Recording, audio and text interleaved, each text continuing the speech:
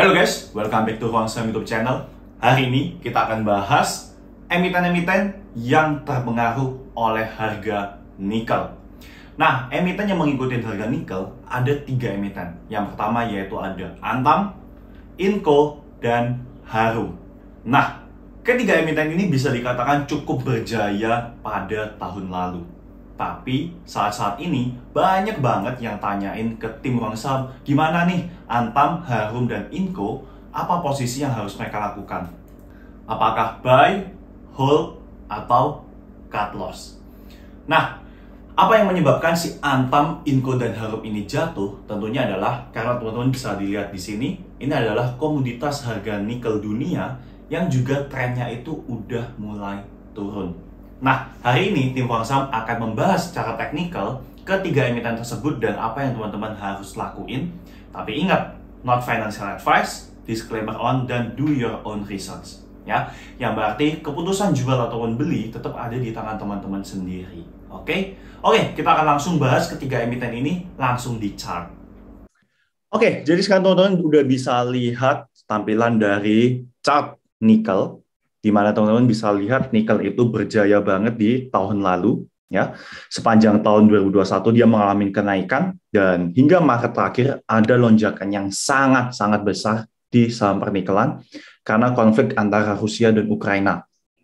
Tapi saat ini nikel bisa dikatakan udah mulai memasuki masa-masa penurunannya dan tentu saja teman-teman udah harus hati-hati dan ini yang memang berimbas di Antam, Inco, dan Harum. Nah, kita akan langsung bahas secara teknikal 3 emiten ini. Yang pertama, kita akan langsung bahas yaitu Antam, teman-teman.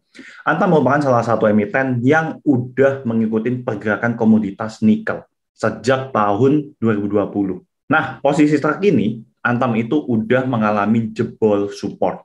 Nah, jebol support Antam itu pertama kali kita udah ngeliatnya adalah ketika Antam turun di bawah zona 2330. Secara langsung kalau teman-teman lihat, teman-teman bisa menemukan adanya pattern head and shoulder yang merupakan tanda-tanda si Antam ini mengalami fase bearish trend. Nah, hari ini saat video ini dibuat, kita masih dalam jam perdagangan dan kita bisa melihat Antam hari ini udah kembali jebol supportnya, teman-teman. Support kedua Antam itu berada di zona 1725 atau kalau mau tepatnya kita bisa pakai 1700 saja. Nah, kita bisa melihat Antam saat ini berada di zona 1665. Dan tentu saja, buat teman-teman yang mau entry Antam, hati-hati, tim Huangsam menyarankan lebih baik wait and see dulu. Kita prefer Antam itu bisa berada di atas support 1700, itu baru aman. Kalau Antam bermain-main di zona di bawah 1700, kita prefer wait and see dulu dari Antam. Oke, jadi itu adalah pendapat kita untuk Antam. Dan buat teman-teman yang lagi hold, ingat, kalau kalian memang tujuannya buat trading, harus berani cut loss. Ya. Nah, di satu sisi kita udah ngeliat si Antam ini jebol support 1700. Kalau sampai closing sore hari ini Antam masih di bawah 1700, saran dari tim Huangsam adalah lebih baik dibuang dulu buat teman-teman yang trading. Oke, tapi kembali lagi, kalau kalian nggak setuju dengan pendapat kita, ya nggak perlu diikutin. Oke, lanjut. Yang kedua, yaitu Inco. Nah, Inco juga merupakan salah satu emiten yang udah condong banget di pernikelan. Nah, Inco saat ini bisa dikatakan juga sudah mengalami penurunan tren sejak dia patah tren di area ini. Nah, sejak Inco patah tren di 7.300 atau 7.275, maka tren Inco itu udah mulai terancam dan waktu itu tim Huangsam udah mengingatkan bahwa ada potensi besar Inco itu akan menutup gap-nya di zona 6.400 sampai 6.500. Nah, akhirnya gap sudah tertutup, tapi ternyata Inco masih mengalami penurunan yang cukup dalam. Nah, pendapat dari tim Huangsam mengenai Inco adalah kemungkinan besar Inco, kalau memang komoditas dari nikel itu masih kembali turun, maka dia itu akan kembali untuk sideways di zona ini. Zona 4.100 hingga zona 5.600. Salah satu area sideways yang cukup besar. Dan kalau memang mau dikerucutkan, kemungkinan besar dia punya support pertama itu di sekitar area 4.725 ya, 4.720, 4.730. Itu bisa menjadi salah satu zona support pertama dari si Inco ini. Oke, nah jadi overall buat teman-teman yang memang mau entry di Inco juga jangan terlalu terburu-buru ya. Jangan sampai teman-teman mengalami kesalahan pemula yaitu membandingkan harga. Ya, saya pernah bikin satu reels di Instagram ya buat teman-teman yang belum follow boleh di-follow ya. Yaitu adalah 2 kesalahan pemula di market. Ya, kesalahan pemula yang pertama adalah mereka itu suka membandingkan harga. Yang pertama yaitu, oh Inco dulu di 7.200, sekarang udah di 5.000, udah turun 2.000, berarti udah lumayan dalam. Ya, kalian nggak bisa pakai cara itu untuk menilai suatu harga itu udah pas atau belum. Oke?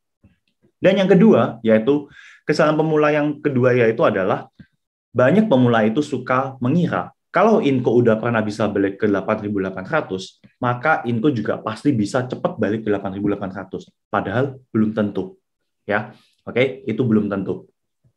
Nah, buat teman-teman yang memang mau masuk di Inco, saran saya adalah tunggu di area 4.700-an ini. Tapi jangan langsung diajar, kalau bisa siapkan peluru 2 kali buat masuk, ya. Tunggu di 4.700. Kalau mantul ya udah di hold. Kalau turun lagi ke 4.100, teman-teman bisa beli kembali saham Inco. Oke? Dan yang terakhir yaitu Harum. Oke. Harum overall juga merupakan salah satu emiten yang kita udah warning terus ya. Ketika dia sebelum stock split ya, Harum ini sempat mengalami stock split di tanggal 2 Juni 2022. Stock splitnya 1:5 dan kita udah ingetin waktu itu kalau sampai Harum jebol bawah 2.000 harus buang, harus cut loss. Kenapa? Karena di satu sisi teman-teman bisa lihat di sini tuh ada zona yang namanya pattern head and shoulder. Head and shoulder merupakan salah satu tipe pattern yang menandakan bahwa suatu emiten itu akan turun lebih dalam. Ya, oleh karena itu teman-teman harus hati-hati kalau nemu pattern head and shoulder.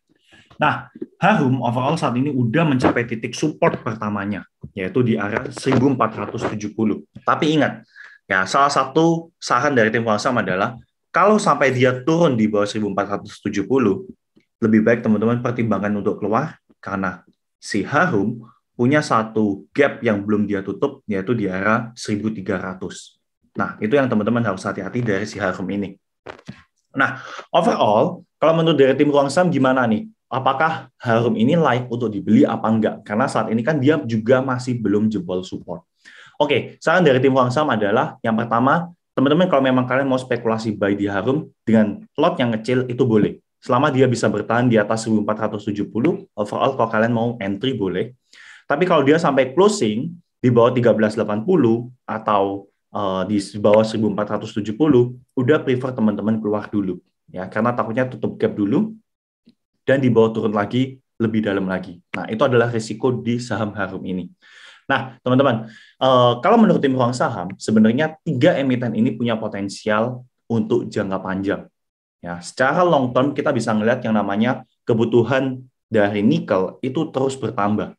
Supply and demand di dunia agak kacau sejak yang namanya konflik antara Rusia dan Ukraina. Karena Rusia juga merupakan salah satu negara yang mendulang produksi nikel terbesar di dunia. Nah, oleh karena itu, memang secara long term kita bisa lihat Harum Antang Inco ini merupakan emiten-emiten yang berpotensial. Tapi ingat, kalau kalian memang trading, kita tetap harus ikutin sama yang namanya secara teknikal. Kalau memang secara teknikal udah saatnya keluar, ya keluar.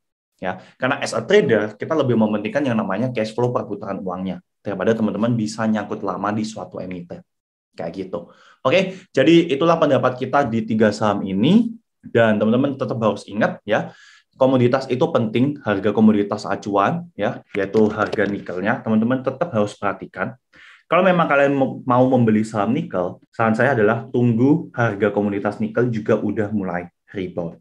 Oke? Oke, jadi sekarang teman-teman udah tahu gimana pendapat Ruang Saham di saham pernikelan. Dan tentu saja satu tips buat kalian adalah kalau kalian mau beli saham komoditas, tetap harus perhatikan yang namanya harga komoditasnya. Dan jangan lupa, jika kalian merasa video ini bermanfaat, kalian boleh like, subscribe, ataupun share video ini ke teman kalian. Thank you for watching. See you on the next video.